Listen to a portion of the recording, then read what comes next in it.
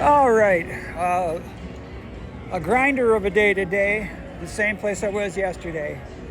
Grinding, just sort of holding steady for the probably 2 of the 4 hours I just played. But at about the 3-hour mark, I just got clobbered and ended up being down $9,500 out of pocket. And then here comes the high drama. My 4 hours is almost up, so I played one more shoe. Hang on here, I'm going to cash this out. All right, so let's see.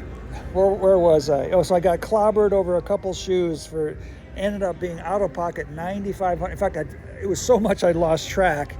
And the casino has a rule. They can't tell you, if you ask, they can't tell you how much you're in out of pocket. But I had established some rapport with the pit boss, or one of the pit bosses, and he called himself a rock star. So I said, "Hey, rock star, how much am I in for?" And he goes, "I can't tell you, man." I said, "Well, how about if I guess? If I guess, will you tell me I've guessed right?" And I guessed 9, or I said 10. I said 10. And he said, "Nope." And then I said 9. And he said, "Nope," but then he gave the thumbs up after I said 9. He goes, I said 95? And he just nodded. So 95 out of pocket. And got to the 4th hour. I was in my last shoe, and it turns out down to the last hand. And I was probably down, well, I don't know how to figure this out, but I ended up, the count was as high as it can go. So I had my max bet out, which was $1,000. I had 2 purple chips on my spot. And had 2 purple chips on my spot. I get dealt a pair of 2s, and the dealer shows a 7. Those of you who know basic strategy know I'm supposed to split those 2s against that 7. So now I've got a $2,000. I've got 2 bets of $1,000 for each of those 2s. And I can't honestly tell you what happened next. I did not get a double down hand, or the next card did not give me a double down opportunity, which would have been really crazy. But so there's 2,000 out there. Dealer's showing the 7, and by golly, I don't know what happened, but the dealer did bust.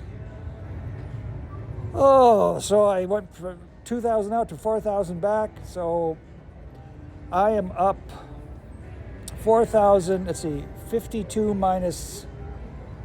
Oh my gosh, 52.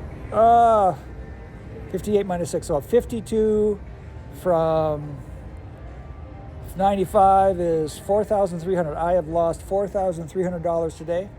Those of you who saw yesterday's video know that I won, I think about 85 yesterday, so I lost about half of it back today.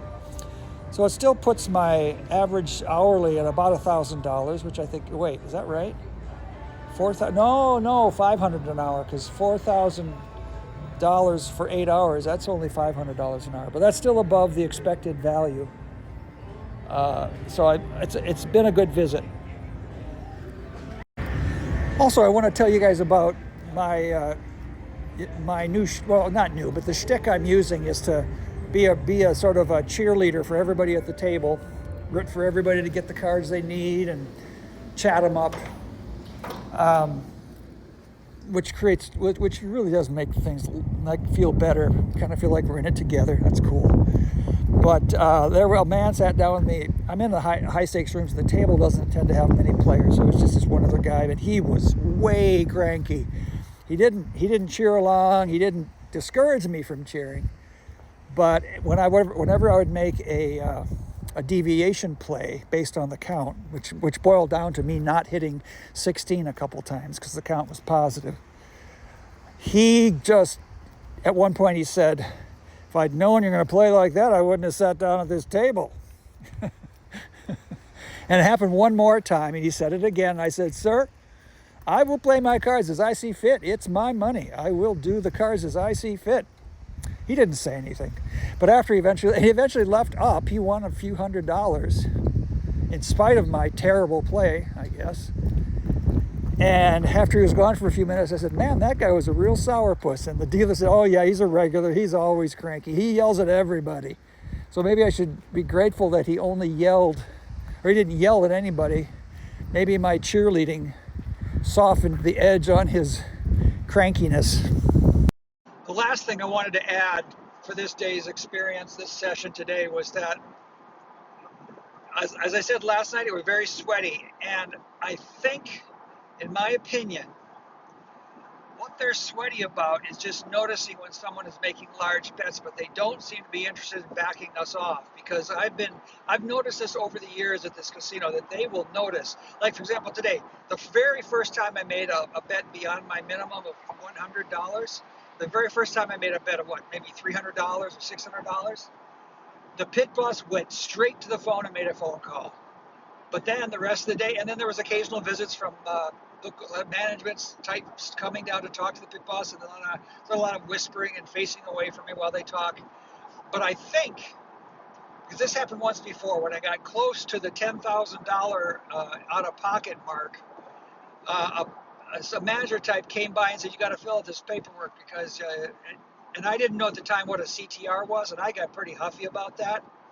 But I have a feeling that they just when they see someone who's getting close to that kind of money out of pocket, or that kind of money in winnings, their radar comes on. But I don't think they think about card counting, because, like I said, several times I've noticed this. They're just very sweaty, but they never back me off.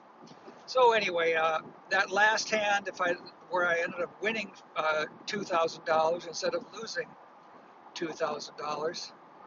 Went from being $6,000 out of pocket to $4,000 out of pocket. So looks like I made about $500 an hour over this two-day visit, and I'll take that. That's a win for me.